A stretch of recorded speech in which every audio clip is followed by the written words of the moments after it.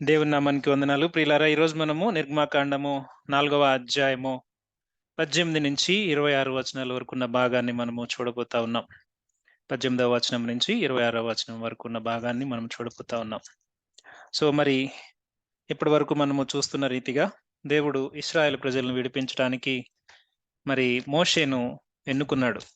మోషేను ఎన్నుకోవటమే కాదు, మోషే కృంగిపోయిన ఆ పరిస్థితుల్లో మిద్యాను ప్రాంతంలో దేవుడు మరి 40 సంవత్సరాల తర్వాత ఒక దివ్యమైన దర్శనం ద్వారా, రివలేషన్ ద్వారా, ప్రత్యక్షత ద్వారా, ఒక ఎన్‌కౌంటర్ ద్వారా మోషేతో మాట్లాడుతున్న సుదీర్ఘమైన అనుభవాలను లేకుంటే ఆ యొక్క జరిగిన సంగతులను మనము కొన్ని సెషన్స్‌గా చూస్తా వస్తా ఉన్నాం. నేనే నీ దేవుడనని మోషేకు ప్రత్యక్షపరుచుకుని, మరి మోషే నువ్వు నాకు కావాలి, నువ్వొస్తేనే నేను ఇశ్రాయేలు ప్రజలను విడిపించగలను అన్నట్లుగా దేవుడు మరి మోషేను బతిమిలాడుకుంటున్న విషయాన్ని మనము చూస్తా ఉన్నాం.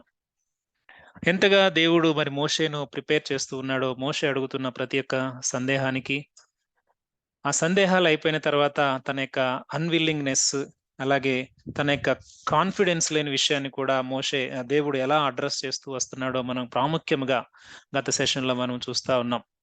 అన్ని సందేహాలు తీర్చిన తర్వాత మోషే అంటూ ఉన్నాడు, అయ్యా నేను నోటి మాంద్యము గలవాడను. నేను మాట నేర్పరిని కాదు. నేను మాట్లాడలేను. నాకు ఆ కాన్ఫిడెన్స్ లేదు అని చెప్తూ ఉంటే దేవుడంటూ ఉన్నాడు, నోరునిచ్చినది ఎవరు? మూగవాడిని గాని, కుంటివాడిని గాని, గుడ్డివాడిని గాని చేసిందెవరు? నేనే గదా! అని దేవుడు మరి మోషేతో మాట్లాడుతూ, నేను నీకు తోడై ఉంటాను. దేనికి, ఎవరికి తోడై ఉంటానన్నాడంటే, ఏదైతే నీ యొక్క వీక్‌నెస్ ఉందో, ఎక్కడైతే నువ్వు బలహీనంగా ఉన్నావో, ఆ నోటికే ఐ యామ్ యువర్ మౌత్ అని జెప్పేసి దేవుడు స్పష్టంగా మోషేతో మాట్లాడి, తన యొక్క కాన్ఫిడెన్స్ లేని దగ్గర ఎక్స్‌ట్రార్డినరీ గ్రేస్ తను దేవుడు ఇస్తూ, నేనున్నాను మోషే అని ముందుకు నడిపిస్తా ఉన్నప్పటికీ కూడా మోషే ఇంకొక అన్‌విల్లింగ్‌నెస్‌ని తను వెళ్ళటానికి సిద్ధం లేని మనసుని ఎక్స్‌ప్రెస్ చేస్తాడు. మనము చూస్తా వచ్చాం. బలహీనత ఎక్కడైతే మనిషి యొక్క బలము ఎండవుతుందో, ఎక్కడైతే మనిషి బలహీనమైపోతాడో, అక్కడ దేవుని కృప హెచ్చుగా ఉంది. అందుకే పౌలంటాడు, నేనెప్పుడు బలహీనుడనో అప్పుడే బలవంతుడను. నన్ను బలపరిచిన వాని యందు నేను సమస్తమును చేయగలను. నా బలహీనతల యందు దేవుని కృప అధికమగుచు ఉన్నది. నేను ముమ్మార్లు ప్రార్థన చేశాను నా శరీర బలహీనత గురించి. అయితే దేవుడేమన్నాడంటే, నా కృప నీకు చాలును. పౌలు మనకి గుర్తు చేస్తూ ఉన్నాడు. అలాగే మనము చూస్తూ ఉన్నాం గత సెషన్‌లో కొంతమంది వ్యక్తుల జీవితాల్లో ఎంత బలహీనులో వారు అంత బలముగా, ఆ బలహీనతలోనే దేవుడు వారిని అత్యధికముగా, ప్రబలముగా, మహాద్భుతముగా వాడుకున్న విషయాలు మనము చూస్తూ వచ్చాం. గనుక మనను సృష్టించిన సృష్టికర్తకు మన యొక్క వీక్‌నెసెస్ తెలుసు. మన యొక్క ఫిజికల్ లిమిటేషన్స్ తెలుసు. లేకుంటే మన యొక్క కేపబిలిటీ ఆయనకి తెలుసు. ఆయనే అంటూ ఉన్నాడు, నేను నిన్ను పిలుస్తూ ఉన్నాను, రా! అయితే నీవు నాకు ఆ సాకు చెప్పొద్దు. నాకు బలహీనత ఉందని చెప్పొద్దు. నాకు ఫిజికల్ లిమిటేషన్ ఉందని చెప్పొద్దు. దానిలో నా యొక్క కృప నీకు హెచ్చుగా ఉంచుతానని దేవుడు మోషేతో మాట్లాడినప్పటికీ, మోషే చెప్తున్న మాటేమిటంటే, అయ్యా! నేను నువ్వు పంపవలసిన వాడినే పంపు అంటే, దేవుడంటా ఉన్నాడు తన మీద కోప్పడి, నేను పంపదలచినవాడు నీవేనయ్యా! కానీ నువ్వెందుకు సిద్ధంగా లేవు? నా సెలక్షన్ ఎప్పుడు రాంగ్ కాదు అని దేవుడు మరొకసారి మరి మోషేతో మాట్లాడుతున్నట్లుగానే అక్కడుంది. ఎందుకంటే God's selection is ultimately perfect. అంటే ఆయన మనల్ని ఎప్పుడు చేసుకున్నాడో మనకు తెలిస్తే ఎప్పుడైనా ఆశ్చర్యమే ఉంటది. ఆయన పిలుస్తున్న పిలుపు, ఆయన యొక్క ఉద్దేశ్యము అది మనుషుల యొక్క ఆలోచనలతో ముడిపడి కానీ, ఈ లోక వ్యవహారాలు గాని, ఈ లోకము ఆలోచించిన కోణంలో కానీ దేవుడు చూడడు కానీ, ఆయన నిత్యత్వములో ఆయన యొక్క ఏర్పాటులో ఉన్న బిడ్డలను ఆయనెప్పుడు కూడా పర్ఫెక్ట్ చాయిస్‌గా ఆయన ఎన్నుకుంటూ ఉన్నాడు. ఆ విషయంలో మరి మోషే గారి యొక్క కాలింగ్‌ను మనం చూస్తా ఉన్నాం. మోషే ఇంత సుదీర్ఘమైన ఎన్‌కౌంటర్ అయిన తర్వాత తనంటున్న మాట, వేరే వారిని పంపించు. నువ్వు పంపదలచిన వాడినే పంపు అంటే, దేవుడంటూ ఉన్నాడు, నేను పంపదలచిన వాడివి నువ్వే. సో, నువ్వు నేను వెళ్ళను, నాకు విల్లింగ్‌నెస్ లేదు, లేకుంటే నాకు ఫిజికల్ లిమిటేషన్ లేదంటూ ఉన్నావు గాబట్టి, నేనిప్పుడు నీకు ఇంకొక చాయిస్ ఇస్తా ఉన్నాను. నీకు అహరోన్‌ని నేను తోడు చేస్తా ఉన్నాను అని చెప్పి దేవుడు అహరోన్‌ను తోడు చేయటం చూస్తా ఉన్నాం. అయితే అహరోన్‌ను తోడు చేయటం ద్వారా మోషే తర్వాత తెచ్చుకున్న కాన్సీక్వెన్సెస్ కూడా మనం గత సెషన్‌లో చూస్తా వచ్చాం. సో, దేవుడు మన దేవుడు ఆయన యొక్క పిలుపు నుంచి ఆయన పిలుపులో ఉన్న వారిని ఎప్పుడు కూడా విడిచిపెట్టడు అనే విషయాన్ని మనం జాగ్రత్తగా చూస్తా ఉన్నాం. ఎక్కడున్నా గాని దేవుడు వారిని బలపరిచి, వారిని ప్రత్యేకపరిచి, వారిని ఎక్విప్ చేసి దేవుడి యొక్క పనికి ఆయన వాడుకుంటాడు. అయితే మనము అప్పుడప్పుడు ఆ యొక్క అవిధేయతలు లేకుంటే వెళ్ళటానికి చెప్పే సాకులను బట్టి కొన్ని కొన్ని ఆహ్, ఎక్స్‌ట్రా ఎక్స్‌ట్రా ఆహ్, సపోర్ట్ మనము తీసుకుంటాం. ఆ టైంకి అది మంచిదే అనిపిస్తది. కానీ దాని తర్వాత ఎన్ని తీవ్రమైన పరిమాణాలు ఎదుర్కోవాలో అహరోను ద్వారా మనము చూస్తా వచ్చాం. అహరోను మరి ఇశ్రాయేలు ప్రజల్ని ఐడల్ వర్షిప్‌కి లీడ్ చేశాడు. అహరోను తనకి మాట నేర్పరియే గాని తనలో సాక్ష్యము అనగా కాంటెంట్ లేదు. అంటే ఎటువైపు ఉంటే అటువైపు మరి ఒరిగిపోయే మనస్తత్వం లాంటిది. మోషే లాంటి దృఢమైన విశ్వాసము కాదు. అలాగే మరి మోషేనే మరి మిరియాము, అహరోనులు కలిసి మరి తర్వాత వారు మరి తన మీద కంప్లెయింట్ చేసిన విషయం మనము చూస్తా ఉన్నాం. ఇలాగ చూసుకుంటే అహరోను ద్వారా చాలా పరిణామాలు మోషే ఎదుర్కొన్నాడు. అయితే అహరోను ద్వారా తనకి సపోర్ట్ లభించింది అనుకున్నాడు గానీ, that is not God's actual will కాదు. కానీ మోషేని బట్టి అది ఇవ్వాల్సి వచ్చింది. అయితే ఇప్పుడు ఈ సుదీర్ఘమైన ఈ యొక్క డిస్కషన్ అయిపోయిన తర్వాత దేవుడు మరి మోషేకు అహరోనును తోడిస్తానని చెప్పిన తర్వాత 17వ వచనంలో మనం ఆపాము. ఈ కర్రను చేత పట్టుకుని నువ్వు వెళ్ళాలి. ఈ కర్రను చేత పట్టుకుని ఐగుప్తులో నేను చెప్పినట్లుగా నువ్వు సూచక్రియలు చెయ్యాలి అని దేవుడు చెప్పి, అక్కడితో ఆ యొక్క డిస్కషన్ ఆగినట్లుగా మనము చూస్తా ఉన్నాం. ఎక్కడైతే డిస్కషన్ ఆగిందో అక్కడ నుంచి మనం ఈరోజు మొదలు పెట్టబోతా ఉన్నాం. సో 18వ వచనంలో మనము చూస్తే మోషే తిరిగి ఐగుప్తుకు వెళ్ళటానికి మరి సిద్ధపడుతున్నట్లుగా మనము చూస్తా ఉన్నాం. ఒకసారి మనము 18వ వచనం చదువుకుందాం. అటు తర్వాత మోషే బయలుదేరి తన మామయైన యిత్రో యొద్దకు తిరిగి వెళ్లి, సెలవైన ఎడల నేను ఐగుప్తులోనున్న నా బంధువుల యొద్దకు మరలా పోయి వారింకా సజీవులై ఉన్నారేమో చూచెదనని అతనితో చెప్పగా, యిత్రో క్షేమముగా వెళ్ళుమని మోషేతో అనెను. సో 18వ వచనంలో తర్వాత జరుగుతున్న ఆహ్, యాక్షన్ అనగా తర్వాత జరుగుతున్న ఆహ్, ప్రోగ్రెస్‌ని మోషే భక్తుడు ఇక్కడ నిర్గమాకాండంలో మనకి రాస్తూ ఉన్నాడు. నిర్గమాకాండం 3వ అధ్యాయం మొదటి వచనం నుంచి 4వ అధ్యాయం 17వ వచనం వరకు దేవునితో జరిగిన ఆ యొక్క సుదీర్ఘమైన సంభాషణ తర్వాత మోషే యొక్క యాక్సెప్టెన్స్ అనగా లేదంటే మోషే యొక్క విధేయత అక్కడ రాసినట్లుగా లేదు. మేబీ దేవుడు ఇదంతా మాట్లాడిన తర్వాత ఆయన సైలెంట్‌గా మోషే యొక్క యాక్సెప్టెన్స్ కోసం ఎదురు చూస్తూ అప్పటి వరకు ఎంత డిస్కషన్ అయిందో మరి కొద్ది సమయము అక్కడ సైలెన్స్ కూడా నిర్లిప్తమై ఉండుండొచ్చు.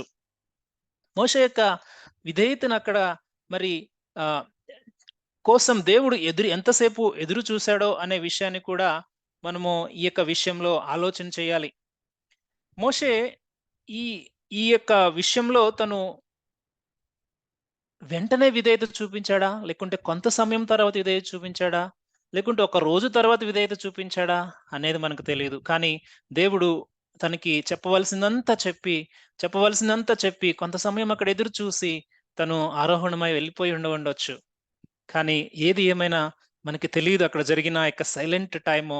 కానీ ఈరోజు మనము జాగ్రత్తగా ఆలోచన చేస్తే ఈ అద్భుతమైన కాలింగ్ తర్వాత మోషే విధేయత చూపించాడు. అది మనకు తెలుసు చరిత్రలో జరుగుతున్న విషయమే.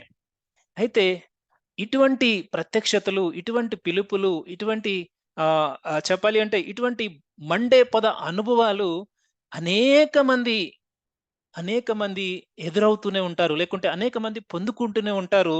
కానీ చాలా మంది, చాలా మంది ఏమీ చేయకుండానే మిగిలిపోతూ ఉంటారు. జాగ్రత్తగా నా మాటలు ఆలకించవలసిందిగా కోరుతా ఉన్నాను. ఒక అద్భుతమైన అనుభవము, దేవుని యొక్క పిలుపు, దేవుడు ఎట్లా మోషేను బలపరుచుకుంటూ వచ్చాడో, మనం ఒక్కసారి 5 పాయింట్లు చూద్దాం. మోషేని దేవుడు బలపరిచిన 5 పాయింట్లలో ప్రతి ఒక్కరిని దేవుడు ఆ యొక్క సీక్వెన్స్‌లో కాకున్నా, ఆ విధముగా బలపరుస్తాడనటంలో ఎటువంటి సందేహం లేదు. అటువంటి అద్భుతమైన ఎన్‌కౌంటర్ పొందుకున్న తరువాత సైలెంట్‌గా మిగిలిపోతున్న వారు ఎంతమందో సైలెంట్‌గా మిగిలిపోతున్న వారెంతమందో.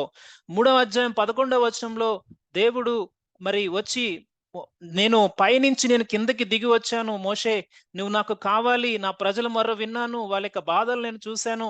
నేను వారిని విడిపించడానికి నువ్వు కావాలి అంటే మోషే అంటాడు 3వ అధ్యాయం 11వ వచనంలో, అయ్యా నేనెంతటి వాడను అంటే దేవుడు అంటూ ఉన్నాడు, నిశ్చయముగా నేను నీకు తోడై ఉంటాను. మొట్టమొదటి పాయింట్, దేవుని యొక్క కాలింగ్ మన దగ్గరికి వచ్చినప్పుడు మనం మొట్టమొదటిగా చెప్పేది అదే. నేను ఎంతటి వాడినయ్యా, నేను వెళ్ళలేను అంటే దేవుడు అంటూ ఉన్నాడు, నిశ్చయముగా నేను నీకు తోడై ఉంటాను అని. మరలా మోషే అంటూ ఉన్నాడు, నువ్వు వెళ్ళమంటున్నావు, నీ ప్రజల దగ్గరికి వెళ్ళమంటున్నావు, వాళ్ళు నీ పేరేంటని అడిగితే నేనేం చెప్పాలి అంటే, ఇదిగో నేను ఉన్నవాడను, అనువాడను, ఆదియు నేనే, అంతము నేనే, సమస్తమును సృష్టించింది నేనే, స్వయంభవుడిని నేనే, రక్షకుడిని నేనే, నా యొక్క గొప్పతనం ఇది, నా నామం ఇది, ఇది నిరంతరం ఉండే నామం ఇది, నువ్వు ఆ ప్రజలకు వెళ్ళి చెప్పవలసిన విధానం ఇది, నీ పేరేమిటి అంటే దేవుడు ఆయన యొక్క కంప్లీట్ ఇంట్రడక్షన్ అక్కడ ఇస్తూ ఉన్నాడు. ద హైయెస్ట్ క్వాలిఫికేషన్ లేకుండా హైయెస్ట్ ఇంట్రడక్షన్ అక్కడ మోషేకి రెవల్యూషన్ ఇస్తా ఉన్నాడు. మరి ప్రత్యక్షతలు పొందుకున్న మనకు కూడా మనం వెళ్ళాలి అంటే నీ పేరేం చెప్పాలి అంటే, చెప్పు నా పేరు ఇది, నేను ఇది, నేను నా సాక్ష్యం ఇది, నా ప్రేమ ఇది, నా రక్షణ కార్యం ఇది, ప్రజలకు ఇది నువ్వు చెప్పవలసింది అని దేవుడు రెండవదిగా బూదిగంతాల వైపు ఆయన బూదిగంతాల ప్రజలను పిలుస్తూ ఉన్నట్లుగా ఆయన రక్షణ కార్యము చేస్తూ చూపించిన ఆ గొప్ప కార్యాన్ని మన ముందు చూపిస్తూ ఉంటాడు. మొట్టమొదటిగా ఎంతటి వాడనంటే నిశ్చయముగా తోడై ఉంటాను. నువ్వు ఎవరు అంటే నేను ఇది, సమస్తము నేనే, అన్నీ సృష్టించింది నేనే, రక్షకుడు నేనే, ఉన్నవాడు నేనే అని దేవుడు చెప్తూ ఉన్నాడు. మూడవదిగా వారు నిన్ను నమ్మరు అంటే 4వ అధ్యాయం 1వ వచనంలో వారు నమ్మటానికి నేను సూచక్రియలు చేస్తూ ఉన్నాను. ఇవిగో మోషే కర్ర పామైంది. అలాగే కర్ర పామైన తర్వాత చెయ్యి కుష్ఠం వచ్చినది మరలా నార్మల్ అయింది. తర్వాత ఏటి నీళ్లు రక్తమయ్యాయి. అద్భుతమైన సూచక్రియలు చూపించి, ఇదిగో వెళ్ళు మోషే, నిన్ను నమ్ముతారు. ఈ సూచక్రియల ద్వారా అయినా వారు నమ్ముతారు. ఒకవేళ వాళ్ళు నమ్మకపోతే వాళ్ళు తీర్పుకు సిద్ధంగా ఉంటారు అని దేవుడు మూడో విషయాన్ని చెప్పాడు. నాలుగవదిగా మనం ఇందాక మాట్లాడుకున్నట్లుగా మనము ఆ యొక్క పిలుపు మన దగ్గరికి వస్తా ఉన్నప్పుడు, దేవుని పిలుపు, నాకు ఫిజికల్ గా నేను వీక్ గా ఉన్నాను, నేను మెంటల్ గా వీక్ గా ఉన్నాను, నాకు కాన్ఫిడెన్స్ లేదు, నాకు చదువు లేదు, నేను మాట్లాడలేను, నేను వెళ్ళలేను, ఇలా అన్ని మాట్లాడుతూ ఉన్నప్పుడు దేవుడు అంటూ ఉన్నాడు, ఎవరు నిన్ను సృష్టించారు? నేనే కదా, నిన్ను కలగజేసిన వాడు నేనే కదా అని దేవుడు మాట్లాడుతూ ఉన్నాడు. ఐదవదిగా నువ్వు పంపవలసిన వాడినే పంపు అంటే 4వ అధ్యాయం 14వ వచనంలో, లేదు దేవా, లేదు ప్రభు అంటా ఉన్నాడు, నాకు నువ్వే కావాలి. My selection is only you. నాకు నీవే కావాలి. ఇశ్రాయేలు ప్రజలను రక్షించడానికి నీవే కావాలి. ఈ లోకంలో ఉన్న వారిని రక్షించడానికి నీవే కావాలి. నీ భాగంలో ఉన్న వారిని రక్షించడానికి నీవే కావాలి అని దేవుడు God's ultimate selection is clearly saying the calling about us only. ఇంకెవరో కాదు. చాలా సార్లు యెషయా భక్తుడికి దేవుడు దర్శనం ఇచ్చినప్పుడు ఎవరు వెళ్తారు అన్నాడు, కానీ దేవుడు నువ్వు వెళ్ళు అని చెప్పలేదు. కానీ మోషే దగ్గరికి వచ్చినప్పుడు నాకు నువ్వే కావాలి. So God's calling always specific to the people. అక్కడ యెషయా భక్తుడితో మాట్లాడిన, ఇక్కడ మోషే భక్తుడితో మాట్లాడిన, ఇట్ ఈస్ స్పెసిఫిక్ టు ఆ పర్టికులర్ పర్సన్. సో ఈ అద్భుతమైన ఎన్కౌంటర్ తర్వాత ఈ యొక్క 5 విషయాల సమ్మిళితమైన సమాధానాలు పొందుకున్న తరువాత కూడా ఎంతో మంది ఆ యొక్క కాలింగ్ ని అలాగే వదిలివేసిన వారు ఉన్నారు, అలాగే నిర్లక్ష్యం చేసిన వారు ఉన్నారు. ప్రతి దానికి దేవుడు ఆయన నేను తోడై ఉన్నాను, నేను నేను నిన్ను పంపిస్తూ ఉన్నాను, నువ్వు నాకు కావాలి, నిన్ను ఎక్విప్ చేస్తా ఉన్నాను, నిన్ను బలపరుస్తూ ఉన్నాను, నేను నీ నోటికి తోడై ఉన్నాను అని 5 విభాగాలలో, ప్రాముఖ్యంగా 5 విభాగాలలో ఒక పిలుపును అందుకున్న ఒక దేవుని బిడ్డతో దేవుడు మరొకసారి మాట్లాడుతూ ఉన్నాడు. ఇంత రెవల్యూషన్ పొందుకున్న తర్వాత కూడా అక్కడే ఆ యొక్క మరి ఆ అరణ్యంలోనే స్తబ్దుగా, లేకుంటే అక్కడే ఆలోచిస్తూ లేకుంటే దినాలు సంవత్సరాలు గడుస్తూ నిర్లక్ష్యం చేస్తున్న వారు ఎంతో మంది ఉన్నారు. కానీ మోషే మరి ఎంత సమయం ఆలోచించాడో, ఆ నిశ్శబ్దం తర్వాత ఎంత సమయం తర్వాత తను రిపెంట్ అయ్యాడో, తర్వాత తను సిద్ధపడ్డాడో తెలియదు. కానీ అక్కడ విధేయత మాత్రం మనకు కనబడుతూ ఉంది. బహుశా అది ఒక రోజు అయి ఉండొచ్చు, లేదా రెండవ రోజు అయి ఉండొచ్చు, కానీ సిద్ధపాటు మాత్రం, విధేయత మాత్రం వెంటనే కనబడుతూ ఉంది. ఈ మాటను జాగ్రత్తగా మనము గమనించవలసిందిగా కోరుతా ఉన్నాను.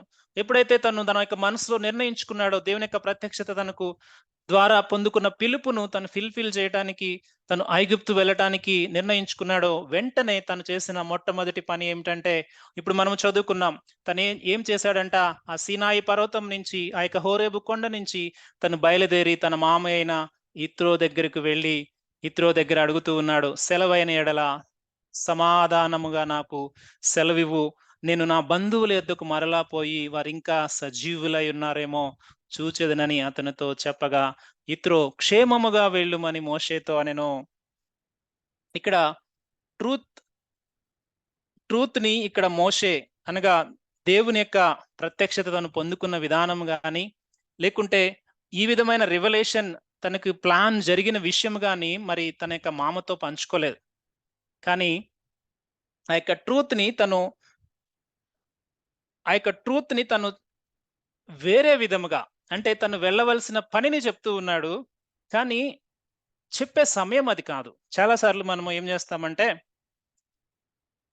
కొన్ని విషయాలు అవతల వ్యక్తులకు అర్థము కాకున్నా, అది ఒక గొప్ప కోసమో, లేకుంటే ఒక అద్భుతం జరిగిందన్న దాని కోసమో మనము ఇమ్మీడియేట్‌గా పంచుకుంటూనే ఉంటాం. కానీ ఇక్కడ మోషే అది చేయలేదు. ఆ విషయాన్ని మనము చూస్తాం. దానికంటే ముందుగా మోషే తన యొక్క యజమానుడైన మామ, ఇప్పుడు తన మామ దగ్గరే తను ఉన్నాడు. అంటే యజమానుడు గొర్రెలు తన మామవి. సో, తన దగ్గర నుంచి ఐగుప్తుకు వెళ్ళటానికి చాలా సమాధానంగా పర్మిషన్ తీసుకుంటూ ఉన్నాడు. దేవుని కాలింగ్ ఉంది. ఇట్ డజంట్ మీన్ దట్ మనుషులకు రెస్పెక్ట్ ఇవ్వకుండా ఆ పని వదిలేసి వెళ్ళిపోవాలని కాదు. ఇక్కడ మనం జాగ్రత్తగా గమనించాలి. ఒకవేళ ఒక ఉద్యోగంలోనో, ఒక పనిలోనో, ఒక బిజినెస్ లోనో ఉన్నప్పుడు దేవుడు మనల్ని పిలిచినప్పుడు అక్కడున్న బాధ్యతల నుంచి మనం సమాధానముగా బయటకు వచ్చి దేవుని పని చేయాలి. సో, అంటే ఇక్కడ మనుషులకు ఇవ్వవలసిన రెస్పెక్ట్, ఆ గౌరవాన్ని మోషే వెరీ క్లియర్‌గా తన యొక్క యజమాని నిర్లక్ష్యం చేయట్లేదు. చాలా స్పష్టంగా చెప్తూ ఉన్నాడు. సో, దేవుని యొక్క పిలుపు పొందుకున్నప్పుడు మనము, అందుకే దేవుడు అంటాడు, మీ యజమానులను మీరు గౌరవించుడి. యజమానులకు మీరు సేవ చేస్తున్నది నాకు చేస్తున్నట్లే భావించుడి అని చెప్తూ ఉన్నాడు. అయితే మోషే చాలా సమాధానంగా ఇక్కడి నుంచి బయటకు వస్తున్న విషయాన్ని మనం చూస్తాం. ఇంకొక వ్యక్తి ఉన్నాడు బైబిల్‌లో, మనం ఆదికాండంలో ధ్యానం చేసాం. యాకోబుకి దేవుని యొక్క పిలుపు వచ్చినప్పుడు తన మామ నుంచి పారిపోయి వేరే మార్గం నుంచి వెళ్ళిపోతాడు. యజమానునితో సమాధానంగా తను బయటికి రాలేదు. దాని యొక్క పర్యవసానాలు తర్వాత తను ఎదుర్కొన్నాడు. కానీ మోషేకి అటువంటి పరిస్థితులు ఇక్కడ ఎదురవ్వలేదు. మోషే చాలా క్లియర్‌గా ఉన్నాడు. అలాగే మోషే ఇక్కడ జరిగిన విషయాన్ని, దేవుడు తనతో మాట్లాడిన విషయాన్ని గాని, ఆ ఇశ్రాయేలు ప్రజల యొక్క విమోచన ప్లాన్ గాని, ఇవన్నీ ఏమీ చెప్పలేదు. ఎందుకంటే ఆ సమయంలో ఆ వ్యక్తికి చెప్తే అవి అర్థము కావు. కానీ ఇంకా తన్ని వేరే విధంగా మాట్లాడి ఆ కాలింగ్ నుంచి పక్కకు తీసుకువెళ్ళే అవకాశం ఉంది. అయితే మోషే అవేమి చెప్పలేదు. కానీ ఒక టైంలో మోషేను నడిపిస్తున్న దేవుని యొక్క ఆ యొక్క ప్రణాళిక, లేకుంటే ఇశ్రాయేలు ప్రజలను దేవుడు నడిపిస్తున్న విధానాన్ని చూసి అప్పుడు మామ ఆశ్చర్యపోతాడు. సో, మన లైఫ్‌లో మనం ఎప్పుడు కూడా మన మన లైఫ్‌లో మనము ఈ ఇనీషియల్‌గా మనము చెప్తూ ఉంటాం గదా! పొందుకున్న ఈ యొక్క ప్రత్యక్షతలు, అనుభవాలు, వీటిల్ని మనం ఎక్స్‌ప్లెయిన్ చేయటం వలన అక్కడ కొంచెం ఎక్కువ వాతావరణం ఎమోషనల్‌గా పెరుగుతుందేమో కానీ, నిజమైన ఫ్రూట్స్, లేకుంటే ఆ పిలుపు యొక్క అనుభవాలు, లేకుంటే ఆ పిలుపు యొక్క ఫలితాలు మన జీవితంలో చూసినప్పుడు, ఆ పిలుపు యొక్క దేవుని యొక్క గైడెన్స్ మన జీవితంలో చూసినప్పుడు, ఇతరులు ఆటోమేటిక్‌గా వారు దాన్ని బట్టి ఎక్కువగా స్ట్రెంగ్తెన్ అవుతారు. మనం ఇనీషియల్‌గా, ఫర్ ఎగ్జాంపుల్, ఇప్పుడు మోషే నాకు అద్భుతాలు దేవుడు చూపించాడు. ఇలా అయిపోయింది, ఇలా అయిపోయింది ఇది. ఇది ఇట్లా అయింది. కర్ర పామయింది. లేకుంటే నా చెయ్యి ఇలా అయింది. ఇవన్నీ చెప్తే అక్కడేదో ఎమోషన్ పెరుగుతది. కానీ విశ్వాసం పెరగదు. కానీ మోషేను యిత్రో కలుసుకున్నాడు ఒక దగ్గర. అరణ్య మార్గంలో ఉన్నప్పుడు రండి చూద్దాం. అప్పుడు ఎంత సంతోషించాడంటే ఆ మాటను మనము చూద్దాం. నిర్గమాకాండము 18వ అధ్యాయము 9వ వచనంలో అక్కడ రాయబడిన విషయాలు చాలా ఉన్నాయి. మరి సమయాన్ని బట్టి నేను చదవట్లేదు గానీ, యిత్రో వచ్చాడు వీరు అరణ్యంలో వచ్చినప్పుడు చూసి 9వ వచనంలో అంటూ ఉన్నాడు చూడండి. యెహోవా ఐగుప్తీయుల చేతిలో నుండి విడిపించి ఇశ్రాయేలీయులకు చేసిన మేలంతటిని గూర్చి యిత్రో సంతోషించెను. మరియు యిత్రో ఐగుప్తీయుల చేతిలో నుండి, ఫరో చేతిలో నుండి మిమ్మల్ని విడిపించి ఐగుప్తీయుల చేతి క్రింద నుండి ఈ ప్రజలను విడిపించిన యెహోవా స్తుతింపబడును గాక. ఐగుప్తీయులు గర్వించి ఇశ్రాయేలు మీద చేసిన దౌర్జన్యమును బట్టి ఆయన చేసిన దాన్ని చూసి యెహోవా సమస్త దేవతల కంటే గొప్పవాడని ఇప్పుడు నాకు తెలిసినదనెను. తర్వాత మోషే వారిద్దరు కలిసి కొంత సమయం స్పెండ్ చేసి, తర్వాత కొన్ని సలహాలు, సూచనలు ఇచ్చి ఎంత సమాధానంగా వారు గడుపుతారో తర్వాత ఆ యొక్క అధ్యాయంలో మనం చదవచ్చు. ఇక్కడ మోషే మామ ఏమంటూ ఉన్నాడు ఇప్పుడు?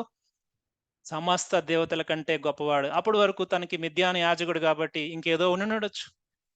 కానీ ఎప్పుడైతే రిజల్ట్స్ మన లైఫ్‌లో చూస్తారో, ఎప్పుడు కూడా మనము ఇనీషియల్ ఎక్స్‌పీరియన్సెస్ చెప్పేసి, నా లైఫ్ అబ్బో! ఇది, అది అని చెప్పి మనం జనాలను ఆశ్చర్యపరచవలసిన అవసరమే లేదు. మన లైఫ్‌ని జూసి దేవుని కార్యాలను ఘనపరచాలి. మనల సాక్ష్యాన్ని బట్టి లేకుంటే మన లైఫ్‌లో దేవుని యొక్క ప్రణాళిక ఎగ్జిక్యూట్ చేస్తూ ఉన్నప్పుడు అన్యజనులు లేకుంటే దేవుని తెలియని ప్రజలు మిగిలిన వారు ఆకర్షితులయ్యి లేకుంటే వారు దేవుని కార్యాలను ఘనపరిచే విధంగా మన లైఫ్ ఉండాలి. ఇక్కడ మోషే జీవితంలో ఒకవేళ స్టార్టింగే ఎక్స్‌ప్లెయిన్ చేసేస్తే తను నెగ్లెక్ట్ చేసి ఉండొచ్చు. లేకుంటే తనని డిస్కరేజ్ చేయొచ్చు. లేకుంటే తన యొక్క ప్లాన్ మార్చొచ్చు. కానీ ఎక్కడ, ఏది, ఏ విధముగా చెప్పాలో ఈ పాయింట్‌ని బట్టి మనం నేర్చుకోవాలి ప్రియులారా. తన జీవితాన్ని బట్టి ఇప్పుడు యిత్రో సంతోషిస్తా ఉన్నాడు. తన లైఫ్‌లో దేవుడు చేస్తున్న కార్యాన్ని బట్టి సంతోషిస్తా ఉన్నాడు. సో, ఈ విషయాన్ని ప్రాముఖ్యంగా గమనించవలసిందిగా కోరుతా ఉన్నాను. తర్వాత మనము చూసినట్లయితే 20వ వచనంలో మోషే తన భార్యను, కుమారులను తీసుకొని గాడిద మీద నెక్కించుకొని ఐగుప్తునకు తిరిగి వెళ్ళెను. ఇది వెళ్ళిన మాటను గురించి ఇక్కడ చెప్తూ ఉన్నాడు. 20వ వచనంలో మోషే దేవుని కర్రను తన చేత పట్టుకొని పోయెను. తను ఏ విధంగా మరి తిరిగి వెళ్ళాడో ఆ విషయం గురించి అక్కడ ఎక్స్‌ప్లెయిన్ చేస్తూ ఉన్నాడు. అయితే ఇక్కడ తను వెళ్తూ ఉన్న సమయం అయ్యుండొచ్చు. దేవుడు మరలా ఇంకొక ప్రత్యక్షతను మోషేకి ఇక్కడ దయచేస్తూ ఉన్నాడు. ఆ యొక్క ప్లాన్‌ని మరలా వివరిస్తూ ఉన్నాడు. ఆ ప్లాన్ ఏంటో మనము చూద్దాం. చాలా డీటెయిల్డ్‌గా ఇక్కడ దేవుడు జరగబోయే సంగతిని లేకుంటే చేయవలసిన దేవుడు తను చేసే కార్యాన్ని మరియొక్కసారి స్పెసిఫిక్‌గా ఈ పిలుపుకు విధేయత చూపించి తిరిగి వెళ్తున్న మోషేతో మాట్లాడుతున్న అనుభవాన్ని మనము 21, 22, 23 వచనాల్లో మనము చూద్దాం. ఇక్కడ ఇక్కడ మొట్టమొదటిగా దేవుడు మాట్లాడుతూ ఉన్నాడు చూడండి. అప్పుడు యెహోవా మోషేతో ఇట్లా నీవు ఐగుప్తునందు తిరిగి చేరిన తర్వాత చేయుటకు నీకిచ్చిన మహత్కార్యములను నీవు ఫరో ఎదుట చేయవలెను సుమి. అయితే అతని హృదయమో కఠినపరచెదను. అతని హృదయమో కఠినపరచెదను. ఒక మాట ఇక్కడ 19వ వచనంలో మనము మిస్ అయ్యాము. 19వ వచనంలో దేవుడు చెప్తూ ఉన్నాడు చూడండి. ఈ మాటను మనము చూడవలసి ఉంది. నేను ముందుకు వచ్చాను. అంతటా యెహోవా మొట్టమొదటిగా మాట్లాడుతూ ఉన్నాడు. ఎప్పుడైతే ఈ ప్లాన్ జర్నీ స్టార్ట్ అయిందో 19వ వచనంలో దేవుడు అంటూ ఉన్నాడు. అంతటా యెహోవా నీ ప్రాణమును వెతికిన మనుషులందరూ చనిపోయిరి గనుక ఐగుప్తుకు తిరిగి వెళ్ళుమని మిద్యానులో మోషేతో చెప్పగా, ఇక్కడ దేవుడు మరొక్కసారి మోషేతో మాట్లాడుతూ ఉన్నాడు. మోషేకు దేవుడు ఒక అద్భుతమైన కాన్ఫిడెన్స్ ఇచ్చే న్యూస్ చెప్తూ ఉన్నాడు. ఏ ఫరో ఎదుట నుంచి అతను పారిపోయాడో తనకి తెలుసు. ఫరో దగ్గర నుంచి ఎందుకు పారిపోయాడు? ప్రాణ భయంతోనే పారిపోయాడు కదా! సో, అక్కడున్న పరిస్థితులు. సో, అయితే దేవుడు అంటూ ఉన్నాడు, "నీ ప్రాణాన్ని వెతికిన వారు ఇప్పుడు లేరు మోషే. నీకు నేను నీ యొక్క ప్రొటెక్షన్ నేను అయ్యున్నాను." అంటే చూడండి దేవుడు ఆ కాలింగ్‌కి సిద్ధపడిన తరువాత దేవుడు తనకి మొట్టమొదటిగా ఇస్తున్న ఒక బూస్టింగ్ న్యూస్ అనుకోవచ్చు. లేకుంటే ఒక గొప్ప అద్భుతమైన సంతోషమైన వార్త అనుకోవచ్చు. మోషేకి భయం అదే అయ్యుండాలి. బహుశా నేనెళ్తే నన్నెవరు వెతుకుతారో? నన్నెవరు చంపుతారో? ఇప్పుడు దేవుడే మాట్లాడుతూ ఉన్నాడు. నిన్ను వెతికిన వారందరూ చనిపోయారు మోషే. సో, ఇప్పుడు నీకా భయం లేదు. ఇప్పుడు నీకా భయం లేదు. ఎందుకంటే, ఎందుకంటే నువ్విప్పుడు సేఫ్‌గా అక్కడికి వెళ్ళొచ్చు అని దేవుడు స్పష్టముగా తనని ధైర్యపరిచి నడిపిస్తున్న విధానాన్ని మనము చూస్తా ఉన్నాం. తర్వాత మనము చూసాం 20వ వచనంలో తను ప్రయాణమై వెళ్తా ఉన్నది. 21వ వచనంలో మరి రివల్యూషన్ ఇప్పుడు మరలా ఏం చేయబోతూ ఉన్నాడనే విషయాన్ని కూడా ఇక్కడ దేవుడు చెప్తూ ఉన్నాడు. సో, ఐగుప్తుకి వెళ్ళిన తర్వాత నీకిచ్చిన మహత్కార్యములన్నీయు ఫరో ఎదుట చేయవలెను సుమి. అయితే నేను అతని హృదయమును కఠినపరచెదను. సో, మరి దేవుడు అంటూ ఉన్నాడు ఫరో హృదయాన్ని నేను కఠినపరుస్తాను అని. సో, మరి ఫరో హృదయాన్ని దేవుడు కఠినపరిచాడా? ఫరో కఠినపరుచుకున్నాడా? అనేదానికి మనకిప్పుడు సమాధానం కావాలి. మరలా మనము చూద్దాం. కొన్ని వచనాలు ఇంకా మనము చూద్దాం. ఈ యొక్క వచనం అర్థం చేసుకోవడానికి దేవుడు చెప్తూ ఉన్నాడు, "అక్కడ చేయవలసిన కార్యాలని నువ్వు చేయాలి. నేనైతే ఫరో హృదయాన్ని కఠినపరుస్తాను. అతడు ఈ జనులను పోనీయుడని" చెప్తూ ఉన్నాడు. అదే మాటను మరలా మనము చూసినట్లయితే 4వ అధ్యాయము 21వ వచనంలో మనము చూద్దాం. ఇక్కడ కూడా ఫరో యొక్క హృదయం కఠినపరచుట గురించే చెప్తూ ఉన్నాడు. ఇక్కడ ఒకసారి చూద్దాం. మరియు నేను ఈ జనుల ఎడల ఐగుప్తీయులకు కటాక్షం కలగజేసేదను. సారీ. ఆహ్, ఫరో హృదయమును కఠినపరచెదను అనే మాటను ఇక్కడ మనము బహుశా నేను దేవుడు ఫరో హృదయాన్ని కఠినపరుస్తాను అని చెప్పాడు. 4వ అధ్యాయము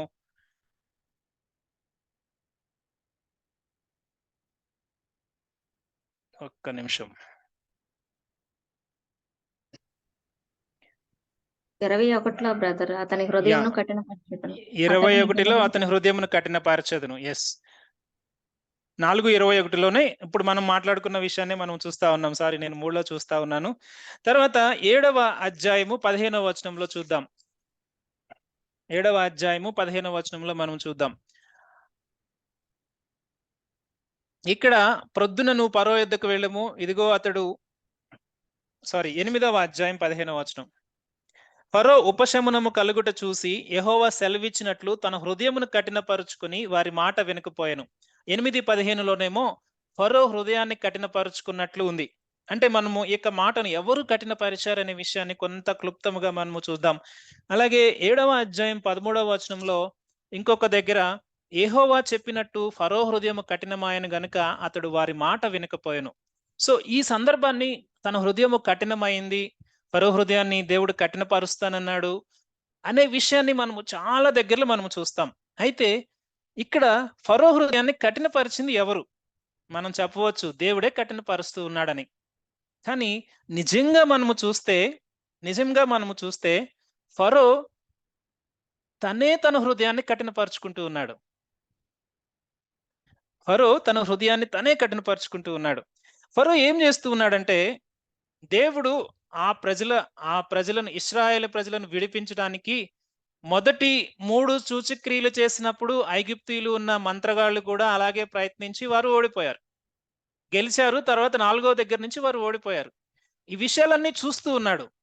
ఫరోకి ఈ విషయాలన్నీ అర్థమవుతూనే ఉన్నాయి. అంటే తను యాక్సెప్ట్ చేయనంత సమయం వరకు తనకి లాసే అవుతా ఉంది. తనకి ఎక్కడ కూడా బ్లెస్సింగ్ అవ్వట్లేదు ఈ విషయాలను బట్టి. అయినప్పటికీ కూడా ఫరో ఏం చేస్తూ ఉన్నాడంటే తను ఏదైతే అనుకుంటూ ఉన్నాడో, ఈ మాటను జాగ్రత్తగా గమనించాలి.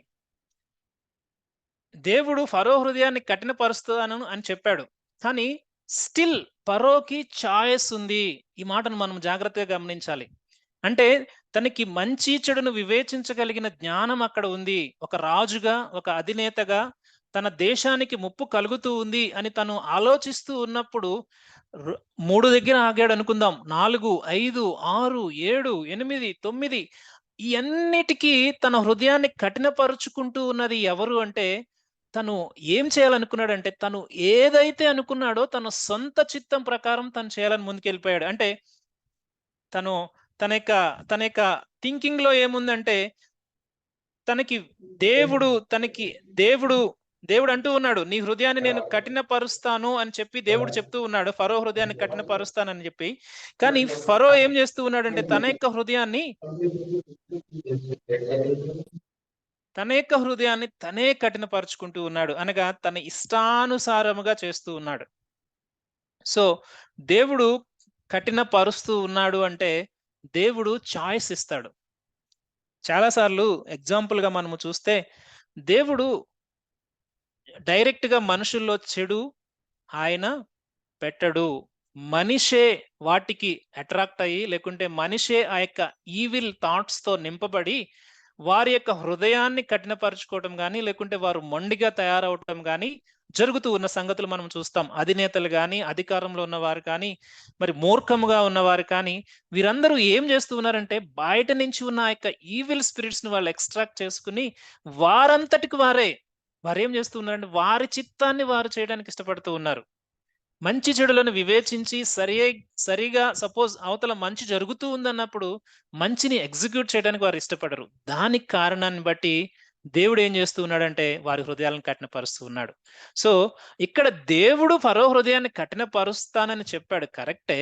కానీ దాన్ని ఎగ్జిక్యూట్ చేసి, దాన్ని ఇంప్లిమెంట్ చేసి, దాన్ని దేవుని యొక్క సార్వభౌమత్వంలో తన హృదయాన్ని కఠినపరుచుకుంటూ ఉన్నది ఫరో.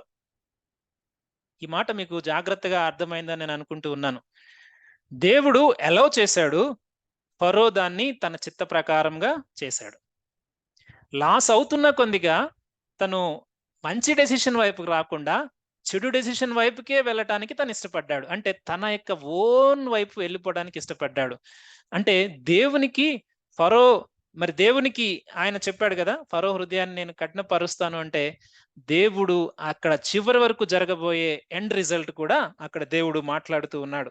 సో దేవుడు ఎప్పుడు కూడా మనుషుల్లో చెడు ఉంచడానికి ఇష్టపడడు. మనిషే వాటికి అట్రాక్ట్ అయ్యి తను తాను నాశనం చేసుకుంటున్న విషయాలు మనము చూస్తా ఉన్నాం. అందుకే రోమాపత్రిక 1వ అధ్యాయం 18వ వచనంలో 18 నుంచి 32 వచనాల వరకు మనము చూస్తే అక్కడ అద్భుతమైన మాటలు ఉంటాయి. దేవుడు ఆయన సాక్ష్యాన్ని ఎప్పుడు కూడా వారికి చూపించకుండా ఉండలేదంట. కానీ మనుషులే వ్యర్థమైన, భయంకరమైన, క్రూరమైన వాటికి వారే అప్పగించుకుని భ్రష్టత్వానికి, దేవుని యొక్క ఉగ్రతకు లోనైన సందర్భాలు కోకొల్లలు ఉన్నాయని పౌలు భక్తుడు రోమాపత్రిక 1వ అధ్యాయము 18 నుంచి 32 వరకు మనము చూస్తే ఎంతో బాధాకరమైన మాటలు అక్కడ మనము చూస్తాం. అటు రీతిగానే ఫరో తన హృదయాన్ని కఠినపరుచుకున్నాడు. దేవుడు దాన్ని ఎలవ్ చేశాడు. సో దేవుడు ఎప్పుడు కూడా మనల్ని ఆయన మనకి స్వేచ్ఛనిచ్చి నడిపించే దేవుడు. ఆయన మన హృదయాన్ని స్వేచ్ఛాపూర్వకముగా దాన్ని ఏమంటారు అంటే కంప్లీట్ గా ఆయనకి సరెండర్ అవ్వాలని ఆయన కోరుకుంటూ ఉన్నాడు. కానీ నువ్వేదో కొంచెం కష్టంగా, కొంచెం ఏదో కంట్రోల్ గా, కొంచెం ఏదో ఇబ్బందిగా ఆయన దగ్గరికి రావాలని ఎప్పుడు కూడా ప్రేమపూర్వకంగా ఆయన దగ్గరికి రావాలని దేవుడు ఎప్పుడు ఇష్టపడతాడు. సో ఇక్కడ ఫరో తన హృదయాన్ని తను కఠినపరుచుకున్నాడు అనే విషయాన్ని మనం చూస్తా ఉన్నాం. దేవుడు దాన్ని అలౌ చేశాడు. ఇక్కడ దేవుడు చాలా క్లియర్ గా జరగబోయే చివరి కార్యాన్ని మోషేకు బిఫోర్ ఈజిప్టుకు వెళ్ళక ముందు దేవుడు చాలా స్పష్టంగా ఈ యొక్క విషయాన్ని స్పష్టంగా చెప్తూ ఉన్నాడు. చూద్దామా ఆ విషయాన్ని. అప్పుడు నీవు ఫరోతో తన హృదయం కఠినపరచబడుతుంది, తను పోనీయుడు. చివరిగా జరిగేది ఏంటి మోషే అంటే 22వ వచనంలో, అప్పుడు నీవు ఫరోతో, ఇశ్రాయేలు నా కుమారుడు, నా జ్యేష్ఠ పుత్రుడు, నన్ను సేవించున్నట్లు నా కుమారుని పోనిమ్మని నీకు ఆజ్ఞాపించుచున్నాను. వాణ్ణి పంపనలని ఎడల ఇదిగో నేను నీ కుమారుని, నీ జ్యేష్ఠపుత్రుని చంపెదనని యెహోవా సెలవిచ్చుచు ఉన్నాడని అతనితో చెప్పుమో. The final warning and final చెప్పాలి అంటే ఇది భయంకరమైన డిజాస్టర్ ఐగుప్తు ప్రాంతానికి. దేవుడు ఏమంటూ ఉన్నాడంటే, ఇశ్రాయేలు నా జ్యేష్ఠ కుమారుడు. ఇశ్రాయేలు సమూహము, ఇశ్రాయేలు ప్రజలు ఎవరైతే ఉన్నారో they are the first born. దేవుడు వారిని ఏర్పరచుకున్నాడు అని చెప్పేసి క్లియర్ గా చెప్తూ ఉన్నాడు. సో దేవుడు ఆ బూది గంతాల నుంచి అబ్రహామును పిలుచుకుని అబ్రహాము యొక్క సంతానం మొత్తాన్ని దేవుడు ఏమంటూ ఉన్నాడంటే ఆ ఏర్పరచబడిన జనాంగాన్ని జ్యేష్ఠ కుమారుడుగా పిలుచుకుంటూ ఉన్నాడు. సో ఎంత పర్సనల్ రిలేషన్ ఇక్కడ మనం చూస్తా ఉన్నాం దేవునికి ఆయన ఏర్పరచుకున్న బిడ్డలకు. ఎంత గొప్ప ఆధిక్యత ఇది. రియలీ వాళ్ళకి దేవుడు ఇచ్చిన కావనెంట్ కానీ, వాళ్ళకి దేవుడు నడిపించిన విధానం కానీ, వాళ్ళని ఏర్పరచుకున్న విధానం కానీ, వాళ్ళని ప్రతి సమయంలో ప్రతి అడుగును వారు నడిపిస్తున్న విధానం కానీ అప్పటి నుంచి మనం చూస్తూ ఉంటే they are really blessed people కదా.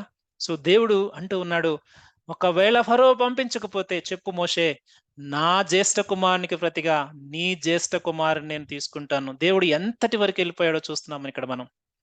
అంటే ఆయన ఆ జరగబోయే కార్యాన్ని ఆ బిడ్డల పట్ల, అంటే ఈ నా ఇశ్రాయేలు ప్రజలు నువ్వు దాస్యంలోనే ఉంచుతావా? ఉంచడానికి వీల్లేదు. నేను నీకు ఇచ్చే ఆ యొక్క రియాక్షన్ కనుక నువ్వు చూస్తే నువ్వు పంపించకుండా ఉండవు. జాగ్రత్త సుమి అని మరి ఫరోని హెచ్చరిస్తూ ఉన్నట్లుగా చివరిగా ఆయన జరగబోయే కార్యాన్ని ఇక్కడ చెప్తూ ఉన్నాడు. చూడండి, దేవుడు ఆయన ఏర్పరచుకున్న బిడ్డల యొక్క ఆధిక్యత. ఎంత ఆధిక్యత అంటే ఇశ్రాయేలు ప్రజలకు వాగ్దానాలు వారి రక్షణ వారిదే. దేవుడు వారి యొక్క ఇశ్రాయేలు ప్రజల్లో నుంచే రక్షకుడు వచ్చి ఇశ్రాయేలు ప్రజలకే కాదు అన్యజనులకు, సమస్త ప్రజలకు ఆ యొక్క వాగ్దానమును వారి ద్వారా నెరవేర్చిన ఆ యొక్క కార్యాన్ని మనం చూస్తా ఉన్నాం. అందుకే రోమాపత్రిక 8వ అధ్యాయము 29వ వచనంలో అద్భుతమైన మాట ఏమిటంటే, ఆ జ్యేష్ఠ కుమారునితో మనము కూడా సారూప్యము గలవారమై ఉండాలని దేవుడు ఆశపడుతూ ఉన్నాడు. అంటే ఆ జ్యేష్ఠత్వపు హక్కును ఆయన ఏర్పరచుకున్న బిడ్డలకు ఆయన ఇస్తా ఉన్నాడు. 8వ అధ్యాయం 29వ వచనంలో మనము చూస్తే, ఎందుకనగా తన కుమారుడు అనేక సహోదరులలో జ్యేష్ఠుడగునట్లు దేవుడు ఎవరిని ముందు ఎరిగెనో వారు తన కుమారునితో సారూప్యము గలవారగుటకు వారిని ముందుగా నిర్ణయించెను. ఇశ్రాయేలు ప్రజలను జ్యేష్ఠులుగా చూస్తా ఉన్నాం. యేసు ప్రభువారు జ్యేష్ఠ కుమారుడు. ఆ జ్యేష్ఠ కుమారునితో దేవుడు ఎవరెవరినైతే ఎరిగాడో వారందరికీ రక్షణ ఇచ్చి వారిని నీతిమంతులుగా తీర్చి వారిని తన కుమారునితో సారూప్యము. అబ్బా, ఎంతటి ఆధిక్యత ఇది ప్రియులారా! ఇశ్రాయేలు ప్రజలకు ఆధిక్యత, ఈరోజు యేసు క్రీస్తునందు విశ్వాసం ఉంచిన వారికి ఆధిక్యత. ఆయన వాగ్దానము, ఆయన నిబంధన, ఆయన యొక్క వెరీ వెరీ డెఫినెట్ ప్రామిస్ మనకిస్తా ఉన్నది ఏమిటంటే, ఆ జ్యేష్ఠ కుమారుని యొక్క సారూప్యంలో మనము మార్చబడడానికి నిర్ణయించాడంట. What a blessing it is. So దేవుడు చాలా మార్లు ప్రవక్తల ద్వారా ఆయన చెప్తూ ఉన్నాడు, ఇశ్రాయేలు నా జ్యేష్ఠ కుమారుడు, ఇశ్రాయేల్ నేను తండ్రి తన కుమారుని ఎత్తుకుని గెద్ద రెక్కల మీద మోసుకొచ్చినట్లు నేను వారిని మోసుకుని వచ్చాను. నా ప్రజలు వారు. ఎంత ఎంత పర్సనల్ రిలేషన్ ఆయన బిడ్డల పట్ల. ఎప్పుడైనా మనకి ఈ యొక్క అనుభూతి మనకు కలిగిందా? రియలీ ఇది గనక మనము ఒక్కసారి ఆలోచన చేస్తే, ఆయన ప్రేమను గనక అర్థం చేసుకోగలిగితే ఎంతటి ఆధిక్యత మనకిస్తా ఉన్నాడు. Are we really worth it? మనం దానికి యోగ్యులమా? కాదు. కానీ దేవుడు ఆయన యొక్క కృపారక్షణ నిబంధన ద్వారా మనల్ని జ్యేష్ఠ కుమారునితో సారూప్యం గల వారు ఒకటకు ఆయన ఏర్పరచుకున్నాడు. ఈ యొక్క మిలీనియం రూల్లో ఆ రిస్టోరేషన్ సమయంలో యెషయా భక్తుడి ద్వారా ప్రవచనం ద్వారా ఒక మాట, అద్భుతమైన మాట చెప్తూ ఉన్నాడు. చాలా రిఫరెన్సెస్ ఉన్నాయి, నేను చెప్పడానికి సమయం లేదు. కానీ జ్యేష్ఠ కుమారుని గురించి ఒక్క మాట మీకు చూపించి నేను ముందుకు వెళ్తాను. యెషయా గ్రంథము 63వ అధ్యాయము 16వ వచనంలో ఒక మాట ఉంటుంది. అక్కడ చూస్తే, అక్కడ రిస్టోర్ అనగా ఇక్కడ రక్షణ వస్త్రములు ధరించే యొక్క మిలీనియం రూల్లో ఉన్న బిడ్డలందరూ చెప్తూ ఉన్న మాట ఏమిటంటే, మాకు తండ్రివి నీవే, అబ్రహాము మమ్మును ఎరగకపోయినను, ఇశ్రాయేలు మమ్మును అంగీకరింపకపోయినను, యెహోవా నీవే మా తండ్రివి, అనాది కాలము నుండి మా విమోచకుడని నీకు పేరు కదా.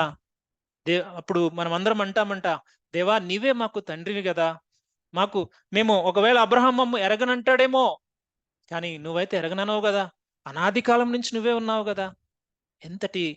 ఎంతటి ఫాదర్ అండ్ సన్ రిలేషన్ ప్రియులారా, ఫాదర్హుడ్ అండ్ సన్. రియలీ ఇది మనం ఒక్కసారి ఆలోచన చేస్తే, దేవుడు ఎంత కేర్ తీసుకుంటా ఉన్నాడు ఆయన చిల్డ్రన్స్ గురించి, ఎంత కేర్. మనము దాన్ని మాటల్లో ఎక్స్ప్రెస్ చేయలేం. రియల్ గా దేవుడు తన జ్యేష్ఠ కుమారుని పంపించకపోతే ఈరోజు మనకి ఆ యొక్క ఆధిక్యత వచ్చేదా? మనము జ్యేష్ఠ కుమారునితో సారూప్యం గలవారం అయ్యేవారమా? నెవర్. కానీ దేవుడు ఆయన యొక్క అద్భుతమైన ప్రణాళిక, ఈరోజు మనల్ని జ్యేష్ఠ కుమారులుగా యేసు ప్రభు వారితో ఆయన సారూప్యంలో మనల్ని చూడాలని ఇష్టపడుతూ ఉన్నాడు. నేను తర్వాత ముందుకు వెళ్తా ఉన్నాను. ఇక్కడ వెరీ క్లియర్ గా దేవుడు చెప్తూ ఉన్నాడు, ఫరో పంపించడు, కానీ నా జ్యేష్ఠ కుమారుణ్ణే ఆపుతాడా? తన జ్యేష్ఠ కుమారుని నేను లేకుండా అక్కడ చేస్తాను అని దేవుడు అక్కడ మాట్లాడుతూ ఉన్నట్లుగా మనం చూస్తా ఉన్నాం. తర్వాత 24, 25, 26 వచనాలు మనం చూసుకుంటే, అతడు పోవు మార్గమున సత్రములో యెహోవా అతన్ని ఎదుర్కొని అతన్ని చంపచూడగా, సిప్పోరా వాడిగల రాయి తీసుకుని తన కుమారునికి సున్నతి చేసి అతని పాదముల యొద్ద అది పడవేసి, నిజముగా నీవు నాకు రక్త సంబంధమైన పెనిమిటి వైతువనెను. అంతటా ఆయన అతన్ని విడిచెను. అప్పుడు ఆమె, ఈ సున్నతిని బట్టి నీవు నాకు రక్త సంబంధమైన పెనివిటి వైతువనెను. ఈ యొక్క భాగము బైబిల్ గ్రంథంలోనే ఒక మిస్టీరియస్ విషయంగా మనము చూడాలి. చాలా సార్లు దీని గురించి మనము ఎన్నెన్నో వ్యాఖ్యానాలు మనము చేస్తూ ఉన్నాము. కానీ ఈరోజు దీనిలో ఉన్న నిజాన్ని మనము గ్రహించడానికి మనం ఇష్టపడదాం.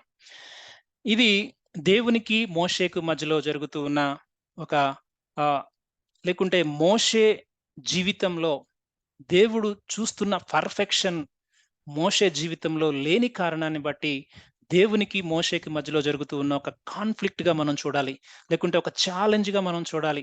దేవుడేమో తన జీవితాన్ని, మోషే is going to be a big leader, అంటే ఇశ్రాయేల్ ప్రజలను నడిపించే నాయకుడు, ఒక మాదిరికరమైన నాయకుడు.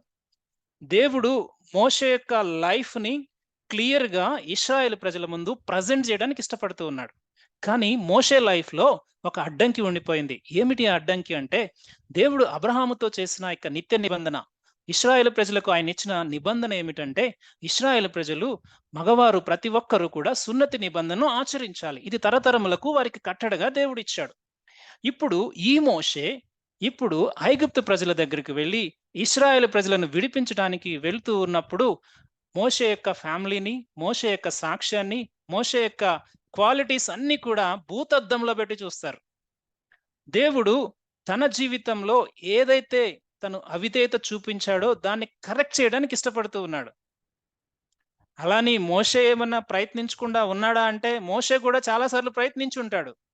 ఇక్కడ ఒక ప్రాబ్లమ్ ఏమిటంటే, మోషే తను మిద్యాని యువతిని పెళ్లి చేసుకున్నాడు. మోషే చాలా సార్లు ఈ ప్రపోజల్ తీసుకొని వచ్చి ఉండొచ్చు. కానీ తను యాక్సెప్ట్ చేయకపోయి ఉండొచ్చు. కానీ ఈ అవిధేయతను మోషే యొక్క భార్య యాక్సెప్ట్ చేయనంత కారణాన్ని బట్టి దేవుడేమి అనుమతించాడు తన పరిచర్య కొరకు. దేవుడు తను పిలుచుకున్న బిడ్డల యొక్క జీవితంలో ఆయన పర్ఫెక్ట్‌గా ఫుల్‌గా వాడుకోవడానికి ఒక ఒక పాయింట్ ఏదైతే ఉందో దాన్ని ఎప్పుడు కరెక్ట్ చేసిన తర్వాతే ఆయన పరిచర్యకు వాడుకుంటాడు. ఈ మాట జాగ్రత్తగా గమనించాలి. లేకపోతే అది ఒక మచ్చగా, అది సమాజానికి ఒక నింద నింద వేయటానికి గుర్తుగా అది మిగిలిపోయే పరిస్థితులు. ఇటువంటి పరిస్థితుల్లో మోషే బయలుదేరుతా ఉన్నాడు. ఐగుప్తుకు బయలుదేరుతా ఉంటే దేవుడు తనని వెళ్ళనీయటానికి ఇష్టపడట్లేదు. ఎందుకు అంటే తనని కంప్లీట్‌గా డిజేబుల్ చేసేసాడు. అంటే తన యొక్క శక్తిహీనం అయిపోయింది. కారణం తనకు అర్థమైపోతా ఉంది. కానీ మోషే భార్య యాక్సెప్ట్ చేయట్లేదు. ఇక్కడ చాలా మంది మనం ఏమనుకుంటామంటే, మోషే భార్య ఇమ్మీడియేట్‌గా రియాక్ట్ అయిపోయి తను ఆ బిడ్డకి సున్నతి చేసేసింది అని చెప్పి మనము ఆలోచన చేస్తూ ఉంటాం. కానీ తను రియల్‌గా యాక్సెప్ట్ చేయలేదు. కానీ దేవుడు ఏం చేశాడో తెలుసా? మోషేను బలహీనం చేసి, మోషేను శక్తిహీనుడిగా చేసి, ఎవరైతే వ్యతిరేకిస్తూ ఉన్నారో తన పార్ట్నర్, తన ద్వారానే ఆ కార్యం చేశాడు.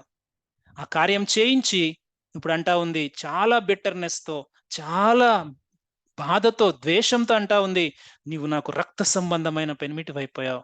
ఇది నిజంగా బహుశా చాలా తను ఎంత బాధతో మాట్లాడుతూ ఉందంటే తనకిష్టం లేదు ఆ కార్యం చేయటం. కానీ దేవుడేమంటూ ఉన్నాడో తెలుసా? ఆయన పిలుపులోనికి వచ్చిన కుటుంబము, ఆయన మార్గంలో నడిచి మిగిలిన వారికి మార్గం చూపించాలి. ఆ నిబంధన నువ్వే అనుసరించలేదు మోషే. నువ్వు మాకొచ్చి చెప్తావా? రేపొద్దున ఇశ్రాయేలు ప్రజలు మాట్లాడరా? మోషే సిప్పోరా చనిపోయిన తర్వాత ఇంకొక కూషు దేశస్తురాలను పెళ్లి చేసుకున్నప్పుడే తన అక్క, తన అన్న ఎంత నిందించారో మనకు తెలుసు. దేవుడు తన పక్షాన ఉండి మోషే మీద మాట్లాడడానికి మీరెవరు అని వారిద్దరిని గద్దించటం, మిరియాముకు కుష్ఠరోగం రావటం కూడా మనకు తెలుసు. సొంత కుటుంబంలోనే అలా ఉన్నప్పుడు మరి 20 లక్షల మంది ఇశ్రాయేల్ ప్రజల ముందు మోషేని నిలబెడుతూ ఉన్నప్పుడు దేవుడు పర్ఫెక్షన్ చూడడా? తను పిలుచుకుంటున్న వారి జీవితాల్లో దేవుడు ఎప్పుడు కూడా ఆయన సేవకుల జీవితాల్లో పర్ఫెక్షన్ తీసుకుని వచ్చిన తర్వాత ఆయన పిలుపుకు వాడుకుంటాడు. ఎవరైనా పర్ఫెక్షన్ లేకుండా పిలుపుకు వచ్చారు అంటే, లేకుంటే వారు పాతదాన్ని వదిలిపెట్టకుండా, లేకుంటే సరియైన సాక్ష్యం లేకుండా వారు చేస్తూ ఉన్నారంటే, వారు దేవుని నామానికి అవమానం తెచ్చినట్టుగానే వాడబడతారు. మేబీ బహుశా అది దేవుని పిలుపు కాదేమో.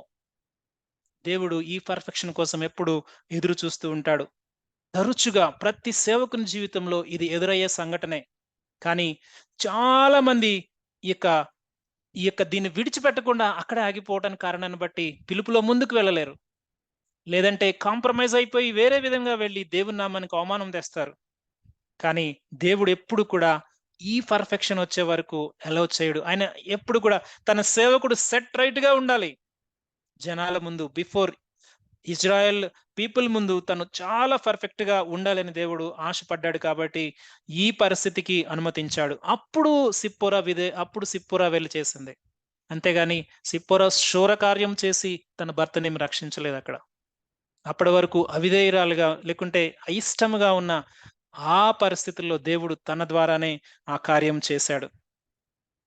తను ఇశ్రాయేలురాలు కాదు గాబట్టి తనకి ఆ విధమైన ఆ యొక్క నిబంధన దాని యొక్క ఇంపార్టెన్స్ తనకు అర్థం కాలేదు. బహుశా తను అనుకుంది ఇది చాలా క్రూయల్ మెథడ్. దేవుడు ఆయన ఇచ్చిన నిబంధన అది శ్రేయస్కరం, తన బిడ్డలకు ప్రయోజనకరం అది. సో, దేవుని యొక్క ఆలోచనలకు వ్యతిరేకంగా ఉన్న ఆ పరిస్థితుల్లో దేవుడు ఆ కుటుంబాన్ని సెట్ రైట్ చేసి ఆయన పరిచర్యకు వాడుకుంటున్న విధానాన్ని మనము చూస్తా ఉన్నాం. ఈరోజు మనము ఆలోచన చేస్తున్న భాగంలో 18వ వచనం నుంచి 26వ వచనంలో ఉన్న భాగంలో మనము ఈరోజు నేర్చుకోవాల్సిన ప్రాముఖ్యమైన పాఠం ఏమిటంటే, ఒక అద్భుతమైన రెవల్యూషన్ తర్వాత మోషే విధేయత చూపించాడు. ఏ పరిస్థితుల్లో తనకి సందేహాలున్నాయో 5 భాగాలు మనము చూసాం. నేనెంతటి వాడనన్నాడు, నీ పేరు ఏం చెప్పాలన్నాడు, నేను నన్ను నమ్మరు అన్నాడు, అలాగే నేను నత్తివాడనన్నాడు, నేను గాకుండా ఇంకొకరిని పంపించు అన్నాడు. ఈ సందేహాలు, ఈ యొక్క అన్‌విల్లింగ్‌నెస్ అందరి జీవితాల్లో దేవుని పిలుపు పొందుకున్న ప్రతి ఒక్కరి జీవితాల్లో ఉన్న వాటిని దేవుడు అద్భుతంగా క్లారిఫై చేశాడు. ఎక్కడెక్కడ ఏ సమాధానాలు కావాలో అవన్నీ కూడా ఇచ్చాడు. అయినప్పటికీ స్టిల్ ఆ పిలుపునందుకుని నిలుచుని ఖాళీగా, వృధాగా, అవిధేయులముగా ఉన్నవారము ఎంతమందిమో మోషే విధేయత చూపించాడు, వెళ్ళాడు. కొంత సమయము సైలెన్స్ ఉంది అక్కడ. కానీ తను వెనువెంటనే విధేయత చూపించాడు, వెళ్ళాడు. కానీ చాలా మందిమి ఆ పిలుపుకి లోబడకుండా ఆ కారణాలు చూపిస్తూ, ఆ కారణాలకు సమాధానము దొరికిన తర్వాత కూడా మనము అలాగే నిలుచుని ఉన్నామేమో ఒక్కసారి ఈ మాటను బట్టి ఆలోచన చేద్దాం. రెండవదిగా ఇత్రో దగ్గరికి, తన మామయ్య అయిన ఇత్రో దగ్గరికి వెళ్ళినప్పుడు మోషే అక్కడ జరిగిన సంఘటన చెప్పలేదు గాని, తర్వాత తన జీవితంలో దేవుని కార్యాలను ఇత్రోకి చూపించటం ద్వారా దేవుని నామాన్ని మహిమపరిచాడు. సో, మన యొక్క ఇనీషియల్ ఎక్స్‌పీరియన్సెస్ మనము అది, ఇది అని మన స్టేటస్ చెప్పుకోవాల్సిన అవసరం లేదు. చాలా సార్లు వీటి గురించే మన జీవితాలు వృధా అయిపోతాయి. కానీ మన లైఫ్‌లో ఉన్న సాక్ష్యం ద్వారా దేవుని నామాన్ని ఘనపరచాలి. దేవుడు వారి యొక్క జీవితాల మనల్ని చూస్తూ వారి జీవితాల ద్వారా దేవుడు మహిమ పొందాలి. ఇది రెండవ పాయింట్‌గా మనం నేర్చుకున్నాం.